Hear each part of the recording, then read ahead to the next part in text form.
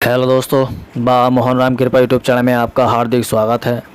दोस्तों, आज हम लेकर आए हैं कि आप अपने घर पर चौकी कैसे स्थापित करें। चौकी स्थापित करने के लिए कपड़ा कितना होना चाहिए और कौन से रंग का होना चाहिए, ये सारी जानकारी आज हम इस वीडियो में बताने वाले हैं। वीडियो की जानकारी ध्यानपूर्वक आखिर तक सुने, जिससे कि सारी जानकारी आपके ठीक से समझ में आ सके। लेकिन दोस्तों, आपने अभी तक हमारे चैनल को सब्सक्राइब नहीं किया है तो चैनल को सब्सक्राइब करके बेल आइकन को दबा दें, ताकि हम ऐसे ही पूजा पाठ से संबंधित जानकारी की वीडियो यूट्यूब पर डालते रहते हैं तो उसकी नोटिफिकेशन आपको सबसे पहले मिल सके। दोस्तों, अगर आप बाबा मोहन राम के भक्त हैं और आप अपने घर पर बाबा मोहन राम की चौकी स्थापित करना चाहते हैं तो आपको कुछ बातों का ध्यान अवश्य रखना चाहिए। जैसे पहला है, बाबा मोहन राम की चौकी स्थापित करने के लिए आपको अपने घर में एकांत स्थान का चुनाव करना है। नंबर 2, आप जहां चौकी लगाना चाहते हैं वहां निकलने बढ़ने का रास्ता नहीं होना चाहिए। नंबर 3, चौकी लगाने से पहले चौकी के स्थान को गंगा जल से पवित्र कर लेना चाहिए।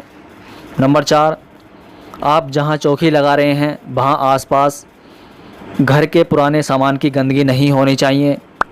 आप जिस चौकी का इस्तेमाल कर रहे हैं वह कहीं से भी टूटी फूटी नहीं होनी चाहिए। नंबर 6, अगर आप चौकी को दक्षिण पूर्व दिशा की ओर लगाते हैं तो ज़्यादा शुभ होता है। तो दोस्तों, ये बात तो ठीक हो गई कि चौकी स्थापित करने से पहले हमें किन किन बातों का ध्यान रखना चाहिए। अब बात आती है कि चौकी को स्थापित कैसे करें।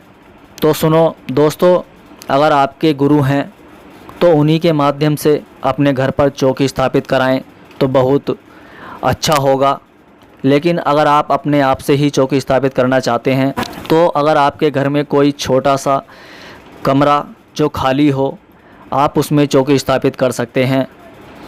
अगर नहीं है तो आप अपने घर में किसी ऐसे स्थान का चुनाव करें जो एकांत में आता हो, वहाँ निकलने बढ़ने का रास्ता ना हो। कमरा या स्थान का चुनाव करके आपको उस जगह को गंगा जल से पवित्र कर लेना है। अगर आपका मकान कच्चा है और गंगा जल भी नहीं है तो आप गाय के गोबर से लाल मिट्टी मिला करके उस स्थान को लीप करके पवित्र कर लेना चाहिए। उसके बाद चौकी को सादा पानी से धो करके साफ़ सुथरा करके बाबा का ध्यान करते हुए उस स्थान पर चौकी को रख देना चाहिए और उस पर थोड़ा सा गंगा जल का छींटा देकर उसे भी पवित्र कर लेना चाहिए। अब आपको लाल रंग का कपड़ा लेकर के उस पर बिछा देना चाहिए। कपड़ा कितना होना चाहिए ये हम आपको आगे वीडियो में बताएंगे। चौकी पर कपड़ा बिछाने के बाद अगर आपके पास बाबा मोहन राम की मूर्ति है तो उस पर गंगा जल से स्नान कराने के बाद साफ कपड़े से पोंछकर अपने गुरु और बाबा मोहन राम का ध्यान करते हुए उस मूर्ति को चौकी पर स्थापित कर देना है। अगर कोई तस्वीर है तो उसे भी गंगा जल का हल्का छींटा दे करके चौकी पर स्थापित कर देना चाहिए। उसके बाद अगर आपके पास तांबे का लोटा है तो ठीक है, नहीं तो पीतल के लोटे में सादा पानी भर के उसमें थोड़ा सा गंगा जल डाल करके बाबा मोहन राम के समक्ष चौकी पर रखना चाहिए। उसके बाद शुद्ध देसी घी का दीपक जलाएं, धूप दीप जलाएं। अगर आपके पास बेसन के लड्डू हैं तो लड्डू का भोग लगाएं, या अगर कोई और मीठा प्रसाद है तो भी चलेगा। उसके बाद पुष्प चढ़ाएं और अगर आपके पास बाबा मोहन राम का चालीसा का पाठ करने की किताब है तो उसका पाठ करें। नित्य पाठ करने से आपकी समस्त परेशानियां दूर होती हैं। उसके बाद आरती करें, आरती भी आपको उसी किताब में मिल जाएगी। उसके बाद बाबा मोहन राम से क्षमा याचना करें और अपनी मनोकामना के लिए बाबा मोहन राम से मियाँ मिनती करें। शंख हो तो ठीक है, अगर नहीं है तो घंटी बजा करके अपनी पूजा पूर्ण करें।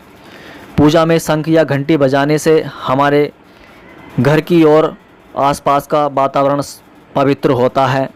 दोस्तों, ध्यान रहे, अगर आप अपने घर पर चौकी स्थापित करना का चाहते हैं तो आपको सबसे पहले अपने आप को स्नान करके पवित्र हो जाना है, तभी चौकी स्थापित करनी है। दोस्तों, अब बात आती है कि चौकी स्थापित करने के लिए कपड़ा कितना होना चाहिए। तो दोस्तों, चौकी स्थापित करने के लिए अगर चौकी छोटी है तो 1.25 मीटर, अगर बड़ी है तो 2.25 मीटर लाल रंग का कपड़ा होना चाहिए। क्योंकि पूजा में कपड़ा हमेशा सवाया ही चलता है।